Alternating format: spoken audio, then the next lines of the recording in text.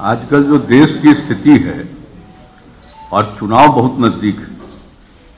अभी आप समझ लीजिए कि मार्च फर्स्ट वीक या जब भी इलेक्शन कमीशन डेट अनाउंस करेगा इलेक्शन का और मॉडल कोड ऑफ कंडक्ट लागू हो जाएगा, तो इस बीच में आप समझ लीजिए लगभग एक आध महीना तरह तरह की चीज होती रहेगी। तो एक महीना जो अभी देश का माहौल बना है, जिस तरह से कटुता और तनाव का माहौल बना है, उस माहौल में अभी कुछ भी हो सकता है,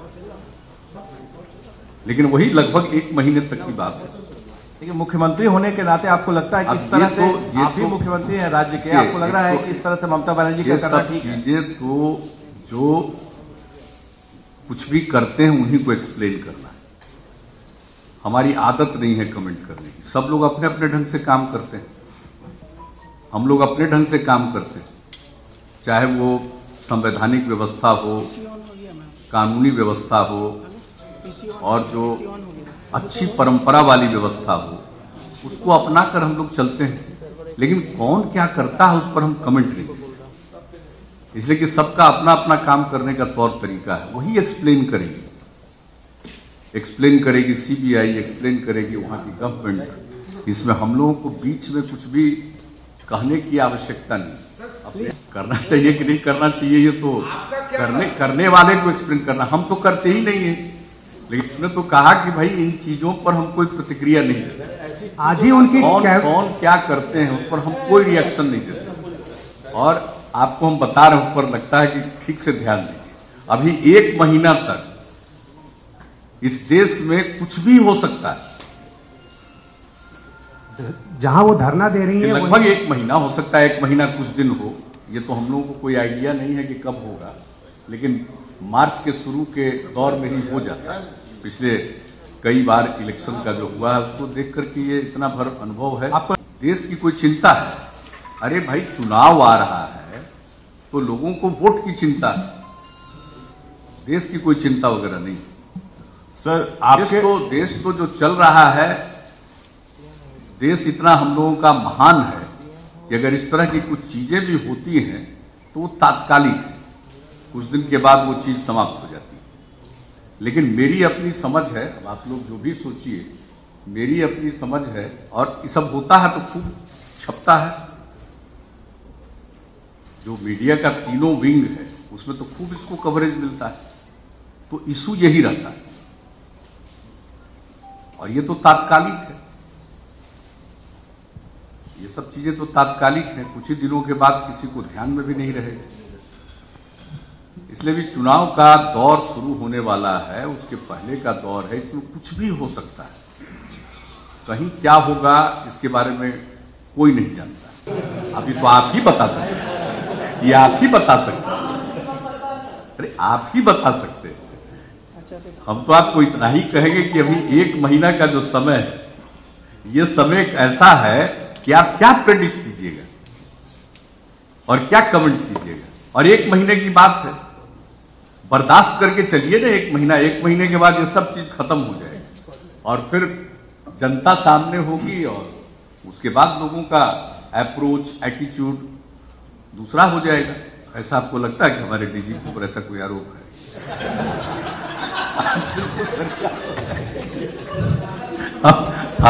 हमारे यहाँ ऐसा कोई स्कैंडल हुआ है या कुछ भी हुआ है जिसमें कोई हमारे अधिकारी या हमारे पुलिस के अधिकारी हो या प्रशासनिक अधिकारी हो, वो कोई उनके जांच के दायरे में हो, ऐसा तो कुछ नहीं है। ऐसा तो कोई चीज हम लोगों के नोटिस में नहीं है, ऐसा हम लोगों के कोई नोटिस में नहीं है। बात ये आप जो नाम लिए गठबंधन का, ये कैसे नाम लिए?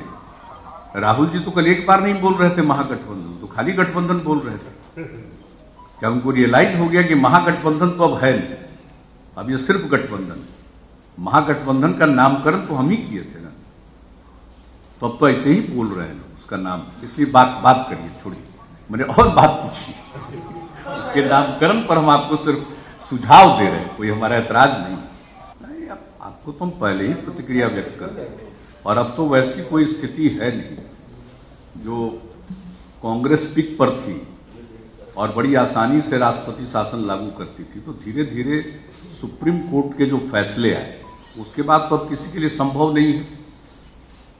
सारे उनके फैसले हैं जो कि देश का कानून है उसके हिसाब से। अब बिहार में भी जो किया गया था 2005 में, बताइए, बिहार में भी 2005 में कर दिया गया था ना, प्रेसिडेंट रूल लगा दिया गया, असेंबली को डिसॉल्व कर दिया गया, तो कोर्ट में मामला गया, सुप्रीम कोर्ट में, उसका क्या फैसला हुआ, और उस बीच में चुनाव भी अनाउंस हो गया था। तो सुप्रीम कोर्ट ने तो बहुत स्पष्ट तौर पर कहा था कि ये ठीक नहीं।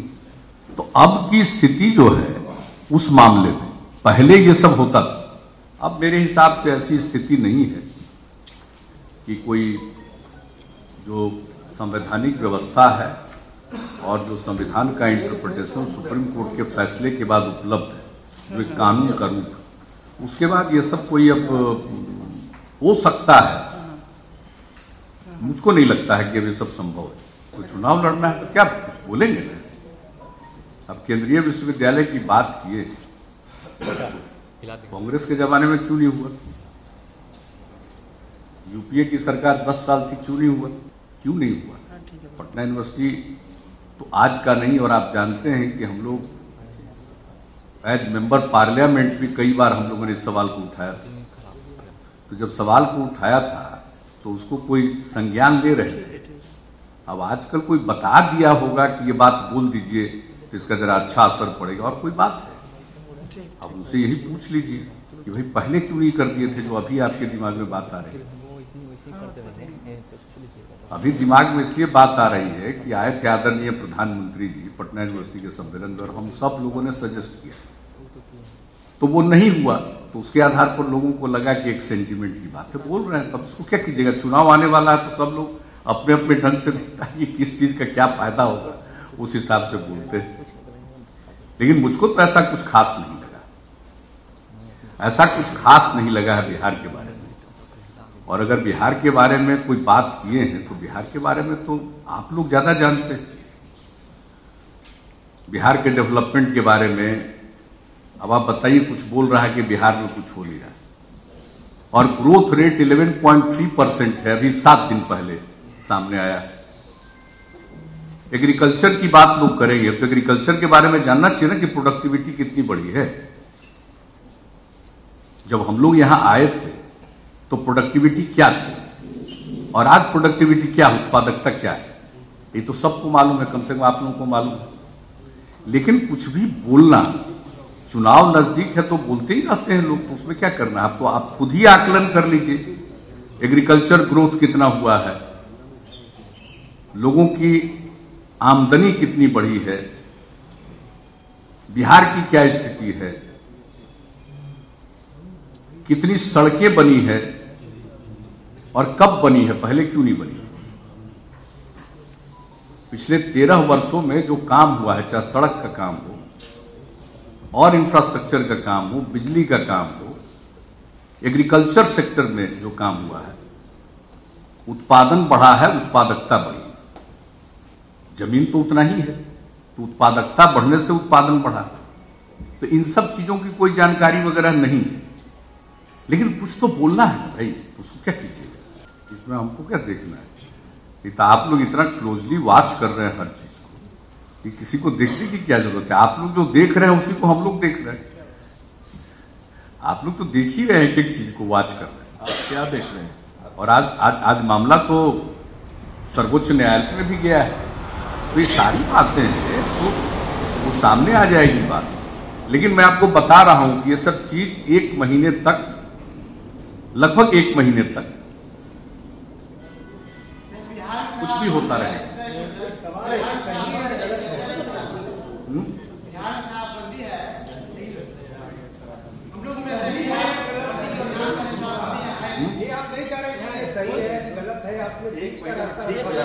कहाँ का बीच का रास्ता है?